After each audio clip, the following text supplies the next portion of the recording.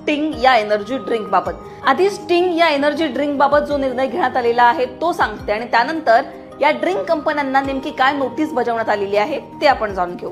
आता भाजप आमदार विक्रम पाचपुते यांनी स्टिंग या एनर्जी ड्रिंक बाबत एक मुद्दा उपस्थित केला। ते नेमकं काय म्हणाले तर जे शाळकरी मुलं आहेत, जी लहान वयाची मुलं आहेत, त्या वयाच्या मुलांमध्ये स्टिंग या एनर्जी ड्रिंकचं प्रमाण मोठ्या प्रमाणात वाढलेलं आहे।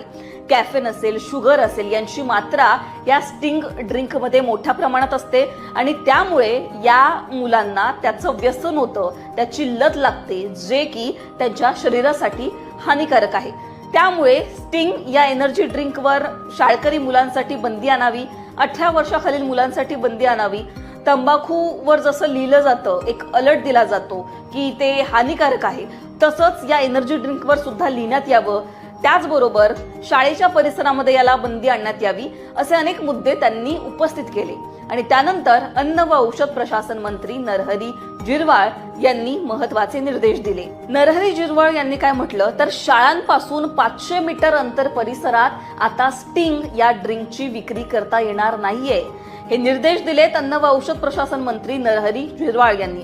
आता हा महत्वाचा निर्णय तेव्हा आलाय जेव्हा food safety and standards authority of India म्हणजेच FSSAI नं 6 एनर्जी ड्रिंक विकणाऱ्या कंपन्यांना नोटीस पाठवली आहे। नियमांचं उल्लंघन केल्याची notice Coca Cola, Red Bull, Sting, Monster या मोठ्या एनर्जी ड्रिंक कंपन्यांना पाठवण्यात आली आहे। एनर्जी ड्रिंक असल्याचे दावे या कंपन्या करतायत ते खोटे आहेत।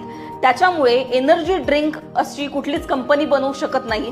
त्याच्यामुळे हे दावे या कंपन्यांनी करू नयेत आणि त्यांनी त्यांच्या बॉटलवर स्पष्ट शब्दांमध्ये हेल्थ वॉर्निंग द्यावी की त्या ड्रिंकमध्ये नेमके कोणते कोणते पदार्थ वापरलेले आहेत, त्यांनी त्यांचे लेबल्स बदलावे, असे स्पष्ट निर्देश FSSAI नं दिलेले आहेत। जर या कंपन्यांनी रूल्स फॉलो नाही केले तर त्यांच्यावर कारवाई सुद्धा होऊ शकते, या कंपन्या बंद सुद्धा होऊ शकतात, असं FSSAI नं म्हटलेलं आहे। त्याच्यामुळे या कंपन्या ज्या आहेत, ज्या एनर्जी ड्रिंक असल्याचा दावा खरं तर करतात, असं कुठलंही एनर्जी ड्रिंक कुठल्या कंपन्या बनवू शकत नाहीत आणि ते सामान्यांसाठी हानिकारक असू शकतं, हेच यातून समजतंय।